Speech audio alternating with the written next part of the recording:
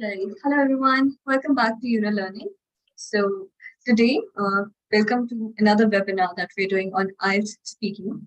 And today we'll be talking about the part two that you encounter in your speaking test.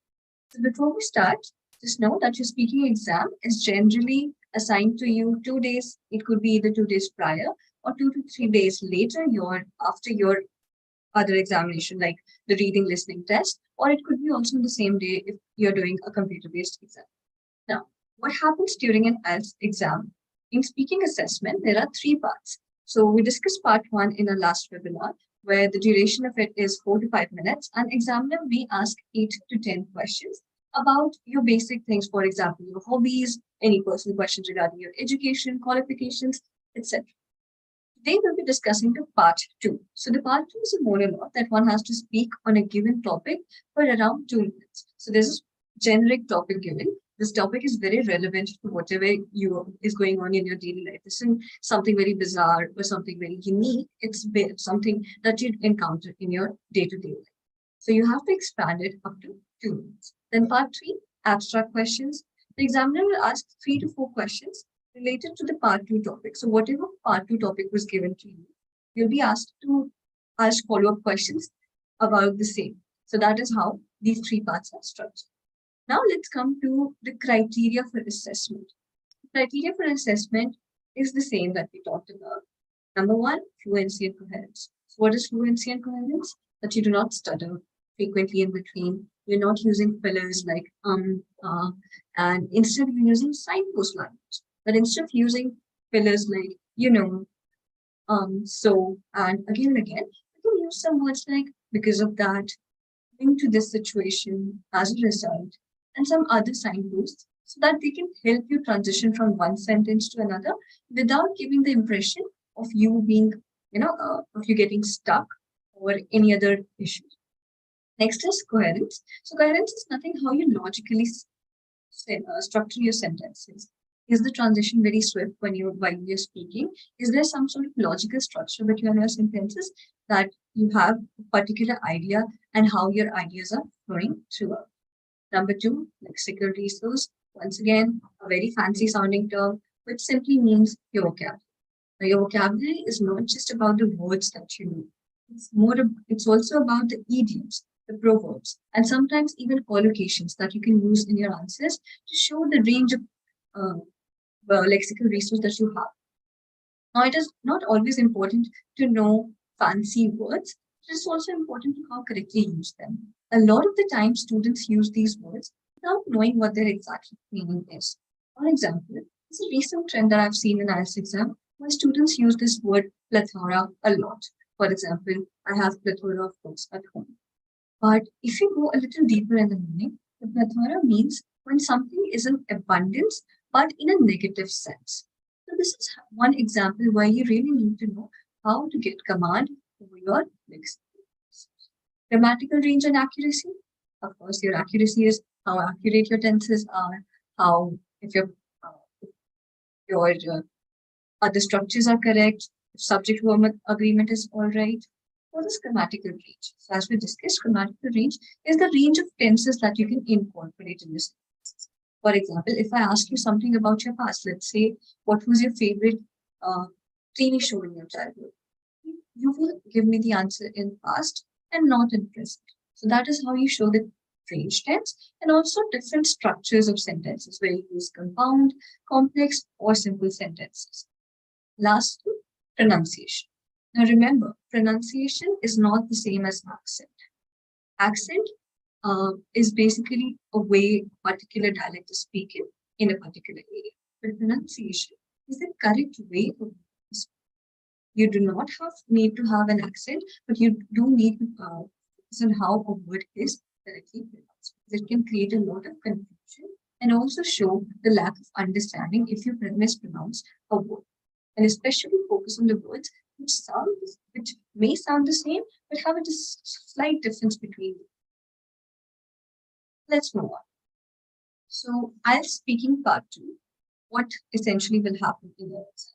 After you are done with your pre-test conversation and you're done with introducing yourself, as we saw in the part one, you will be given a booklet with some cues on topic such as your best holiday.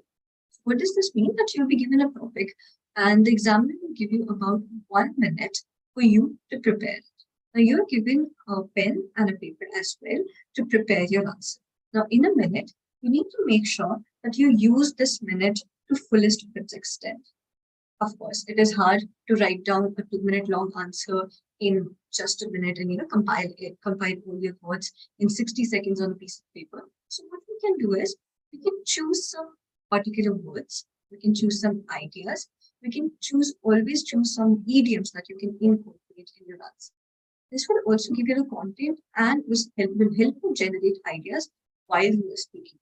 Always, one thing that I advise my students to do is always create maybe a circle with 4 divisions in it, where you have all 4 questions: what, when, why, how. And then you can write points below it according to your answer. You can do not write full sentence. A lot of times I've seen students start writing down and putting down full sentences. That is not ideal because in 60 minutes you cannot write the entire thing down. What you can do is only focus on some very key areas, key aspects. For example, if you're talking about your best holiday, you can jot down the location. You can talk about how scenic you can write the word scenic so that when you're speaking, you can remember, okay, it was a scenic beauty among the mountains. And you can write some certain word from an anecdote that you remember, that you went there, you had a picnic. So you can write down the word picnic. And then you can describe what happened during the picnic. Maybe you got some eatables with you and other things that you took along on your holiday. This is how you can write your notes and prepare the topic. Next, you will get 1 to 2 minutes to speak on it. It is important that you try to at least move up to 2 minutes. Anything less than that is not ideal. Of course, 1 minute, 50 seconds, or 55 seconds, that's a given, but try to at least go on beyond, go up to 2 minutes. And if you go beyond that, the examiner will stop you this. All right. So let's see how the strategy to answer your IELTS speaking part. Number 1, generate your content around the cues given to you. This is the easiest way you can generate the content. So whatever cue is given to you, let's say the question says your best holiday, when was it, where was it, did you go, who accompanied you, and how did you feel after it. So these are 4 cues you have, and you can generate your content around it. So when I say when, to answer me that this was, let's say, the summer break of 2015, you were still in school, and you still remember the kind of weather it was quite hot, so that's why you decided to go some place that is cool. That is how you can answer your first one. So take those cues, all 4 of them, arrange them properly, and write down the keywords that you're going to use in your answers. That is the best way to generate your. And always follow a structured approach. The first cue should be answered first. Then you move on to the second cue and then third. This way, you ensure that you do not miss any part of the question. These all 3 cues are very important and integral. You're supposed to answer all 3 of them in sufficient amount so that you get the desired band score and task achievement scores. So always make sure that you follow them one by one for the matter that it is easier for you to also keep track of it and also make your answer structurally sound and logical. Next, you should have 2 to 3 sentences on each cue and then continue to elaborate till the examiner stops you. So always remember, whenever you're speaking for the cues, shouldn't be like we're just like let's say the question was, when was it? And you say it was in the summer break of 20. At least emphasize, expand up to 2 to 3 sentences because it is a part of your cue card and you're supposed to elaborate each part of it sufficiently and equal. So always have 2 to 3 sentences on each cue that is given to you, and you should continue to elaborate till the examiner asks you otherwise. Modulate your voice. Now, modulation is very important. Now, modulation is just not in the sentence. Modulation also is also when you modulate a certain word. How do you modulate a word? When you put certain stress on certain syllables. And these words show that, of course, enhance your pronunciation, clarity. Also show that the command of the the command of the command you have over the language. Next, include one or two idioms. Always remember your lexical resource is not just limited to the kind of words that you use. It also includes the idioms, the collocations, the proverbs you use. So always have 1 to 2 idioms. Now, how to go about this? Because a lot of times students are like, "Mom, I don't remember any idioms on this one point. You just have 1 minute to remember. How can I remember idioms?" So one exercise that you can do for this is always create categories. For example, let's say the category could be child. So what idioms can be used for a child, right? Or any idioms that contain the word child. For example, it is a child's play, or I was like a kid in a candy store. So these are certain idioms, right? So whenever you have a cue card, let's say a cue card, like what was your favorite, again, what was your favorite ice cream flavor when you were a kid? That's when you remember, okay, I did this category, so I can pick 1 or 2 idioms from that. So this was one way you can go about it. Then include linkers appropriately. So what are linkers? Linkers are used in between your sentences, how you join your sentences. For example, on the one hand, on the other hand, to show contrast. However, to show contrast. Meanwhile, when you want to talk about something that is going side by, simultaneously, then you can also use on the flip side. That is the another way of saying on the other hand. You can also use subsequently when you are expressing a result or a consequence of something. So this is how you can use these linkers in your speaking examples. Use the correct tense. Now this is when I say use the correct tense, it is not just about using your tenses perfectly. It is also you making sure that what kind of tense is required for your answer. If I ask you that what are your futures or where do you see yourself in 5 years, you will use future tense. You will not answer in present tense. You will tell me that this is where you uh, want to, I will be, pursuing this and so degree, or maybe I'll be pursuing this and this endeavor. So this is how you choose the correct tense to answer your questions. Be expressive, focus on your facial expressions. This all of this is not just limited to the ideas, strategies, but also the facial expressions that you use. This makes it more natural and spontaneous and shows that you're not stressed about the language. You have good command over the language and you can use it fluently without being, tensed. So now let's move on to cue. Talk about the toy you liked playing with when you were a child. Please tell me what it was, when you got it, who gave it to you. So your cue card is the toy you liked playing with as a child. And these are the 3 cues. What, when, who. So you write this down on your paper. You write down the notes around it. What was it? You write down some words, some vocabulary for it. When was it? You write down vocabulary for that. Who was it? You write down words for it. And then you generate sentences while you are speaking. Instead of writing sentences, which will not help you because you will not have the time to write it down. So I'll just give you 1 or 2 minutes. Just grab a pen or paper, or maybe just think about in your head what kind of things can you talk about in this particular cue card, and what words can you use. Does any word strike you? Does any vocabulary that you have learned, some idiom that you can use here?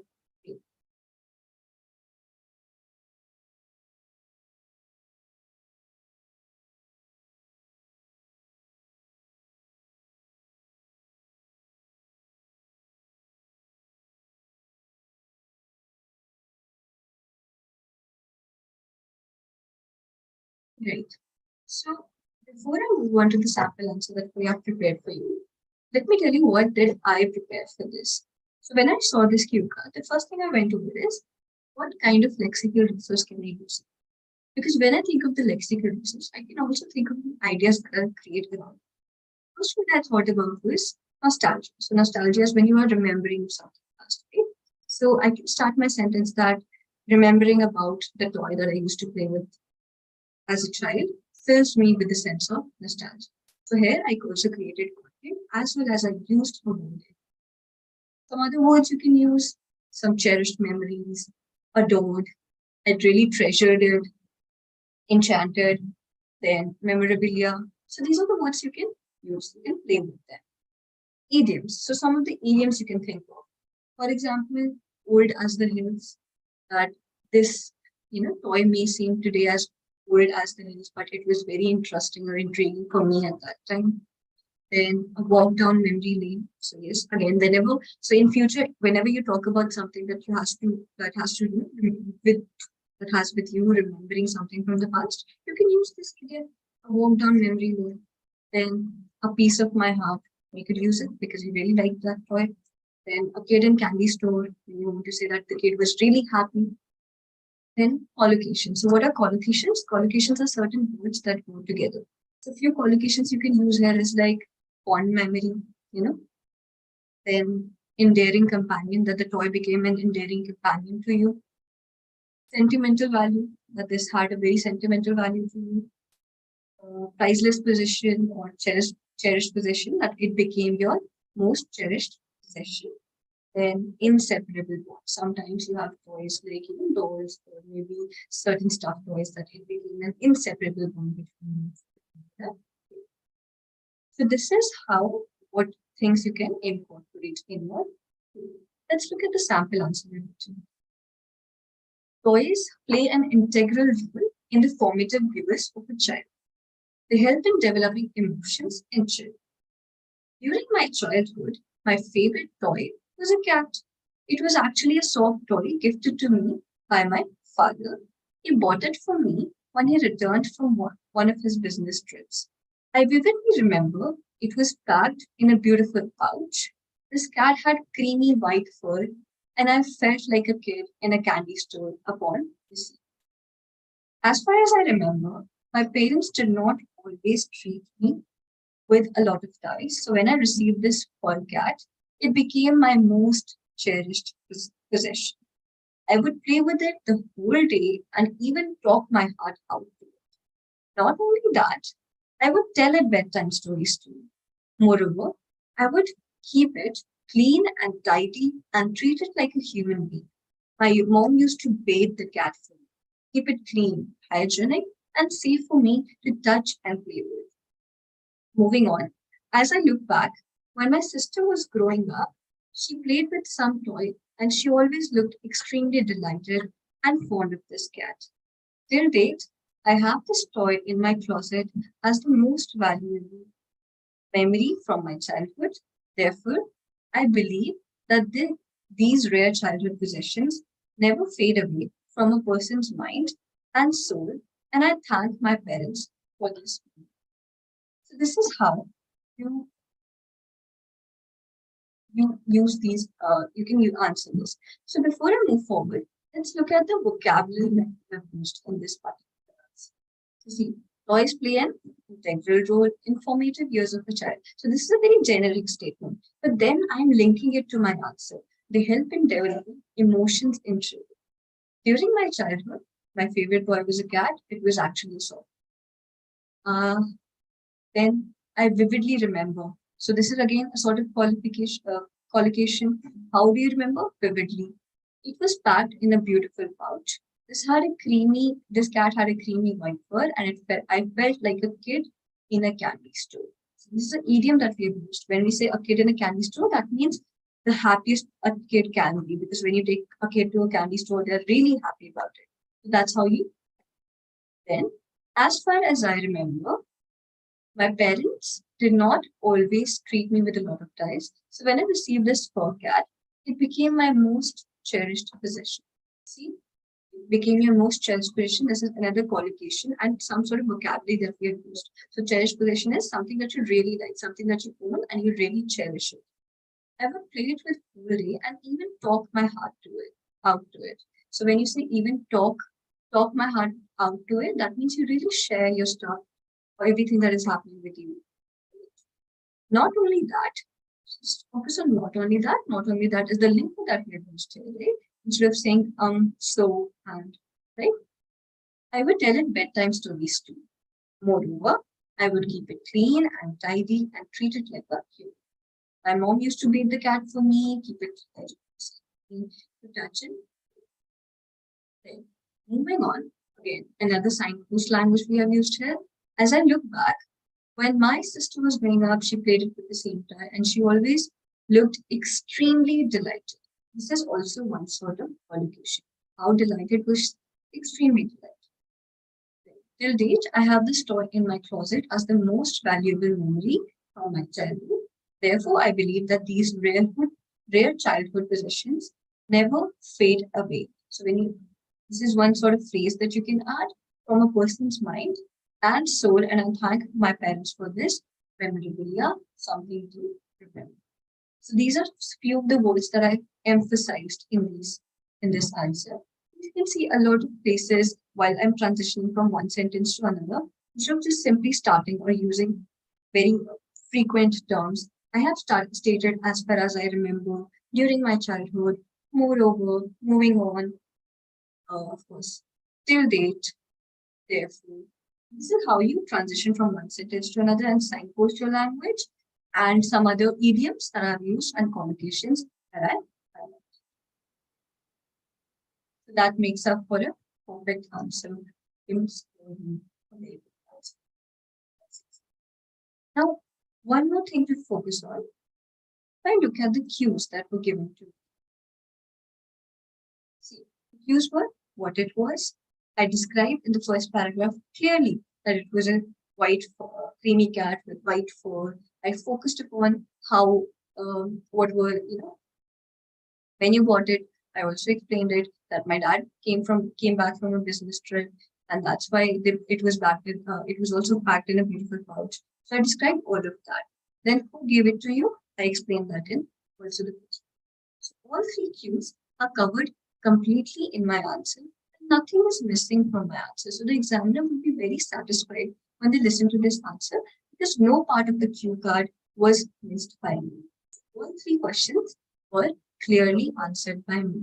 And also, if ever you think about, you can't explain this one more. I've added one anecdote here that, okay, moving on, I look back that my sister also used to play with the same. This is how you can expand your answers. All right. So that is it for our today's session. But before ending it, I would really like for all of you to take to the chat box and ask out your questions because whatever questions that you have regarding part 3, you want to ask a certain question, how the exam takes place, anything related to the exam or anything that we have discussed today, go ahead, post your queries in the chat box and I'll be happy to take.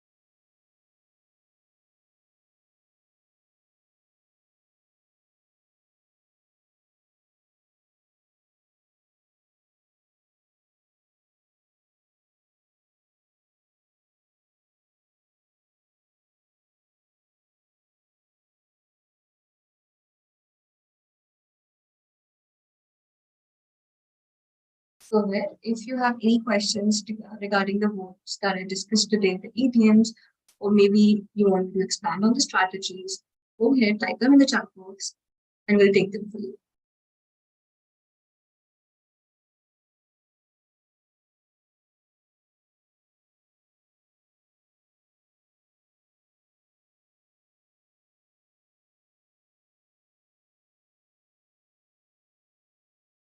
All right. So, what should be the word limit for the response? So, see, there is no, I cannot specify a word limit for the response because then again, it depends on the content that we're talking about. But this is the appropriate amount of details that you can add to your answer because this will last you around 2 minutes. So, you have to see according to your, according to your own pace that how you speak and how exactly are you able to transfer your answers. So make sure that your response covers all three parts and it should last about 1 minute, 50 seconds to this. You can find this out by recording yourself, by continuously making sure that you practice these answers. And then you'll have an idea of, have an internal clock that will strike, okay, this answer is about 2 minutes or have spoken.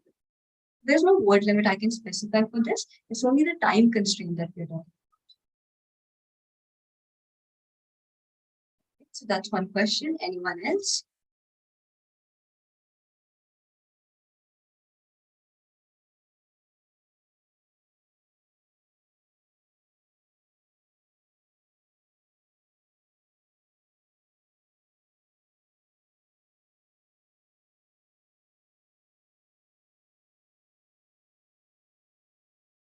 All right. What topics can I get in speaking part two? So your part two questions are always going to be something very relevant. Going to be something that you've never heard of. It is going to be something like, let's say, describe the novel that you read. They can also ask you about, let's say, describe the trip that you went on. So anything from your day-to-day life, a very frequent experience that one might have, they'll ask you regarding that. So it won't be something very bizarre. Explain the mechanism of a very complex machine. It's going to be very simple, something that you have done, mostly done in your daily life. So these are the topics that you can ask them.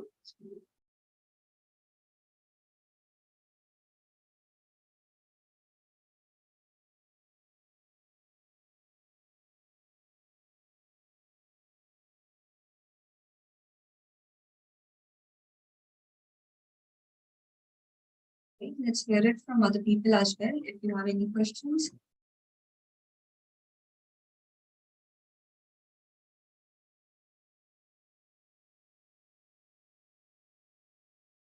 So for I end this, a small cue tip for everyone. So whenever you start your exam, first be always confident and clear. But in case if there's something that you cannot think of, always practice these simple few parts so that you know what kind of relevant topic you might get. But if at any point you can't remember anything, just remember that you can curate details around it. You don't have to be very factually correct. It isn't, but you are not going to first lie. But you can add some, and always make sure that the answer is set up relevant to you or relevant to your experiences, because that is when you can expand them the most. You can expand them to limits. So always remember of a fond memory. Remember something that you've done in your life, circle them around you, and then you can try to answer. So that is end for the webinar today. Join us for our next live stream on Friday. We'll discuss the tips and tricks for IELTS speaking part 3. That is the follow-up questions after part 2. So for more information, you can visit our website also. Thank you so much for joining. We'll see you next Friday.